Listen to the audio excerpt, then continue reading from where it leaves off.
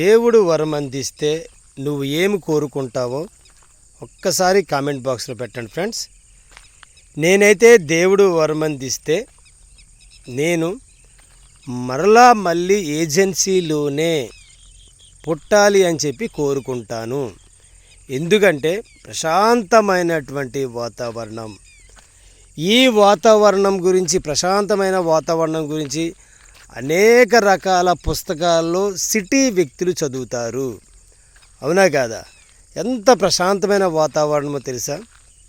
చూద్దాం ఒకసారి. పక్షుల యొక్క సౌండ్స్ మీకు వినిపిస్తున్నాయా?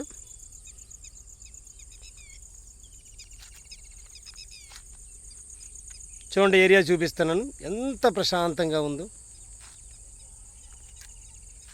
సిటీలో నుంచి కూడా కొంతమంది పర్యాటకులు వచ్చి చూడండి అక్కడ వీక్షిస్తున్నారు. అందరూ చుట్టూ కొండల నడుమ ఉన్నటువంటి ఈ ప్రశాంతమైన వాతావరణం ఏరియాలో ఏజెన్సీ ప్రాంతాల్లో పుట్టడం ఒక వరం. చూడండి, చూపిస్తాను.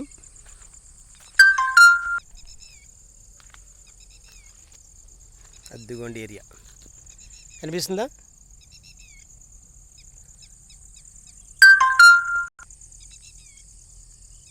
చూడండి, పక్షి చక్కగా కూస్తుంది ఒక చెట్టు కొమ్మ మీద ఉండి. ఎంత ప్రశాంతంగా ఉందో చూసారా ఫ్రెండ్స్? ఇక చూడండి చక్కగా ఎంత మంచిగా ఉందో బర్డ్. చాలా బర్డ్స్ ఉన్నాయి ఇక్కడ, చక్కగా నీట్గా అవన్నీ కూడా ఆహారం తీసుకుంటున్నాయి. చూడండి, చుట్టూ కొండలు, పక్కన నీరు, పెద్ద పెద్ద చేపలు ఉంటున్నాయి. పైకి ఎగిరి కింద పడింది చేప. ఓకేనా? నెక్స్ట్ అదేవిధంగా అంతా ఊరు అనమాట. ఆ చెట్ల మధ్యలో ఉండేటువంటిది ఊరు. అక్కడ టవర్ కనిపిస్తుంది చూసారా? ఆ చుట్టుపక్కల ఉన్నటువంటి ఊరు.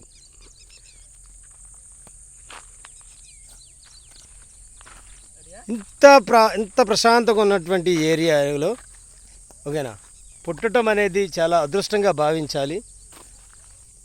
అందుకని చాలామంది కూడా ఏజెన్సీలో పుడితే చక్కగా ఉంటుంది, హాయిగా ప్రశాంతంగా చక్కగా ఉదయం 5 గంటలకు లెగొచ్చు, సాయంత్రం 7:30, 8 గంటలకే చక్కగా పడుకోవచ్చు, ఆరోగ్యం బాగుంటుంది అని చెప్పేసి అంటుంటారు కదా. దానంతటికి కారణం ఇక్కడ ఉన్నటువంటి ప్రశాంతమైనటువంటి వాతావరణం. చూడండి ఎంత బాగుందో వాతావరణం.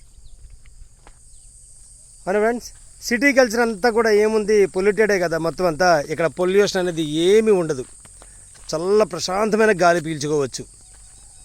అవునా కదా ఫ్రెండ్స్?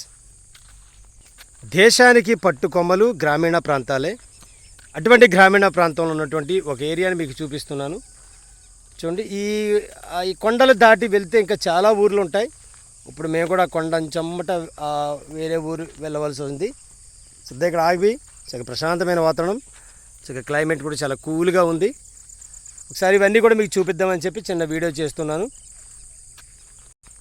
ఎక్కడ పుట్టామనేది కాదు ఫ్రెండ్స్, చక్కగా ప్రశాంతంగా హ్యాపీగా ఎటువంటి డిసీజెస్ రాకుండా హ్యాపీగా ఎంజాయ్గా బతికాం లేదనేది ముఖ్యం.